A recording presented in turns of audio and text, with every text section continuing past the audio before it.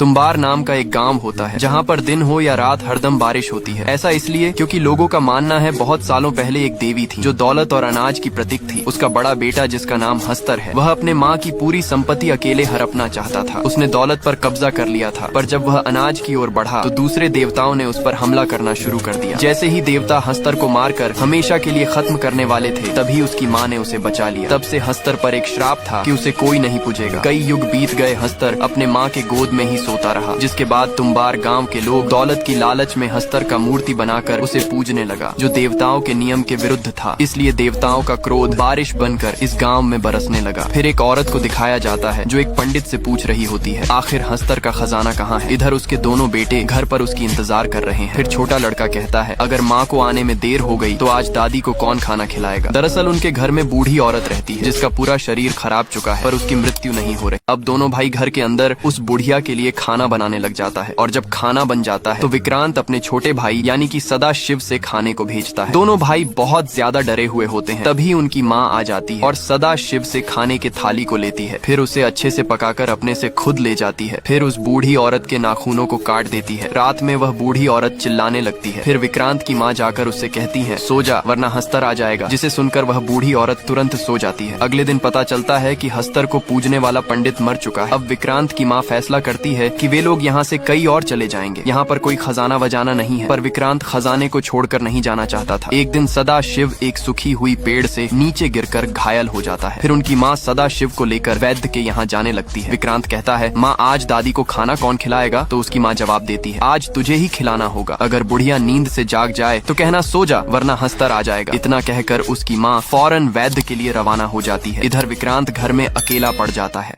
वह दादी के लिए खाना बनाने की तैयारी करने लगता है। तभी दादी जाग जाती है और गुणगुणाकर गाना गाने लगती है, जिसे सुनकर विक्रांत की हालत खराब हो जाता है। फिर विक्रांत को खजाने की लालच देकर दादी अपने पास बुला लेती है। विक्रांत कहता है, बताओ खजाना कहाँ है। लेकिन उसकी दादी कहती है, पहले खाना लेकर आ, नहीं तो मैं तुझे ही खा जाऊंगी। अब विक्रांत बहुत घबरा जाता है और अपनी माँ की कही हुई बात याद करने लग जाता है, पर उसे ठीक से याद ही नहीं आता है। तभी उसकी दादी आकर उसके पैर पर एक जंजीर लगा देता है और फिर उसे खींचकर अपने साथ ले जाने लगती है। फिर जैसे ही उसकी दादी उसे मारने वाली थी, तभी विक्रांत कह देता है, सो जा वरना हस्तर आ जाएगा। इसे सुनते ही वह सो जाती है। इधर उसकी माँ रोते हुए घर वापस आ जाती है, क्योंकि सदा शिव की रास्ते में ही मौत हो चुकी है। अगले दिन सुबह ही वे दोनों तुम्बार गांव छोड़कर जाने लगते हैं, लेकिन विक्रांत वहां से नहीं जाना चाहता है और अपनी माँ से कहता है, अगर दादी को खाना नहीं देंगे तो वह जरूर बता देगी खजाना कहाँ पर है। पर उसकी माँ वापस जाने से सख्त मना कर देती है और विक्रांत से एक वादा करने को कहती है कि आज के बाद तू कभी इस तुम्बार गाँव में लौट कर नहीं आएगा। अब विक्रांत 15 साल बाद फिर से अपने गाँव तुम्बार आता है। वह खजाने की लालच में अपने माँ से किए हुए वादे को भी तोड़ देता है। फिर विक्रांत सीधा अपने पुराने घर पर जाता है, जो अभी एक खंडहर बन चुका है। चारों तरफ बस जंगल ही जंगल होता है। फिर विक्रांत उस कमरे में जाता है जहाँ पर उसकी दादी रहा करती थी। वह देखता है उस कमरे में बहुत सारे जड़ें उगी हुई होती। जिसके बाद विक्रांत अपने दादी को देखता है, जिसकी हालत बद से बदतर हो गई, लेकिन फिर भी उनकी सांसें चल रही होती है, जिसे देखकर विक्रांत बहुत खुश होता है, क्योंकि उसके दादी को खजाने के बारे में पता है। अब उसकी दादी एक समझौता करती है। वह विक्रांत को खजाना की जगह बताने के बदले में अपने आप को इस नर्क से मुक्त कराना चाहती है। अब विक्रांत को दादी की मदद से पता चल जाता है कि खजाना कहाँ पर है। दरअसल खजाना ठाकुर के हवेली में एक कुएं के अंदर होता है। विक्रांत खजाने की जगह तो जान चुका था, लेकिन दिक्कत ये थी वह एक बार में कुछ ही खजाने को कुएं से निकाल पाता था। पर ऐसा क्यों, उसे जानेंगे किसी और पार्ट में। समझौते के हिसाब से विक्रांत अपने दादी के कमरे को आग लगाकर जला देता है, जिससे उसकी दादी अब हमेशा के लिए मुक्त हो जाती है। फिर विक्रांत अपनी फटी हुई हाल पर ही घर वापस आता है और अब विक्रांत घर पहुंचकर अपने बीवी के साथ मजे करता है। फिर वह अपना हुलिया सुधार कर एक पंडित के घर जाता है, जिनसे विक्रांत ने ब्याज में कुछ पैसे ले रखे हैं। फिर विक्रांत पंडित को एक सुवर्ण मुद्रा दिखाता है। पंडित मुद्रा देखकर कहता है, कहाँ से मिली ये सुवर्ण मुद्रा। तो विक्रांत जवाब देता है, आपको इससे क्या खरीदना है या नहीं वो बोलो, ये मेरी पुश्तैनी चीज है। सुवर्ण मुद्रा के बदले पंडित विक्रांत को पैसे दे देता है। अब ऐसे ही विक्रांत तुम्बार जाकर खजाने को लाता है और उसे बेचकर अच्छे खासे पैसे कमाने लग जाता है। ये सब देखकर पंडित भी आश्चर्य में पड़ जाता है। विक्रांत कुछ ही दिनों में एक अमीर आदमी बन जाता है। इधर पंडित के मन में भी लालच जाग जाता है। फिर वह राज जानने के लिए विक्रांत के घर में जाता है। बहुत कोशिश करने के बावजूद भी पंडित कुछ पता नहीं कर पाता है और फिर जाते जाते विक्रांत से कहता है, तुम जो भी धंधा कर रहे हो मुझे भी उसमें शामिल कर लो। हालांकि विक्रांत उसे अपने काम के बारे में कुछ नहीं बताता है, जिसके बाद पंडित वहाँ से निराश होकर चला आता है। अब विक्रांत को एक बेटा होता है। उसकी जिंदगी मजे से कट रही होती है। वह एक राजा की तरह जीवन यापन करता है। पंडित विक्रांत पर नजर रखने के लिए एक लड़की को उसके घर में कम पर लगा देती है। फिर रात में लड़की विक्रांत को पैसे दिखाकर कहती है, अगर आप मुझे इससे ज्यादा पैसे देंगे तो मैं बता दूंगी कि ये पैसे कहाँ से आए हैं। अब विक्रांत कुछ पैसे लेकर ऊपर लड़की के पास जाता है। तभी लड़की उसे बताती है कि पंडित ने मुझे तुम पर हमेशा नजर रखने के लिए पैसे दिए हैं ताकि पंडित को तुम्हारी सारी खबर मिलती रहे। जिसे सुनकर विक्रांत ऊपर से नीचे तक पूरा हिल जाता है, लेकिन फिर भी विक्रांत ऐसा बर्ताव करता है जैसे कि उसे कुछ पता ही ना हो। पंडित विक्रांत के पीछे पीछे तुम्बार गांव के हवेली तक पहुंच जाता है। विक्रांत उसे बस छुप छुप कर देख रहा होता है। फिर विक्रांत जानबूझकर पंडित के सामने ही कुएं में उतरता है और कुछ देर बाद खजाना लेकर निकलता है। ये सब देखकर लालची पंडित भी बिना कुछ सोचे समझे कुएं में उतर जाता है। जब वह अंदर जाता है तो देखता है वहाँ की दीवारें भी सांस ले रहा होता है, जिसे देखकर पंडित का हालत खराब होने लगता है। फिर वह एक बर्तन को देखता है जो एक चिराग की तरह दिख रहा था। अब पंडित को लगता है शायद ये एक जिन का चिराग होगा जो विक्रांत को खजाना देता है, लेकिन उसके अंदर तो एक आटे से बना पुतला होता है। दरअसल विक्रांत ने पंडित को सबक सिखाने के लिए ऐसा करा होता है क्योंकि वहाँ पर स्वयं हस्तर रहता है जो सिर्फ आटे की पुतलियां ही खा सकता है। आटे की खुशबू पाकर हस्तर वहाँ आ जाता है और पंडित को काट लेता है। अब पंडित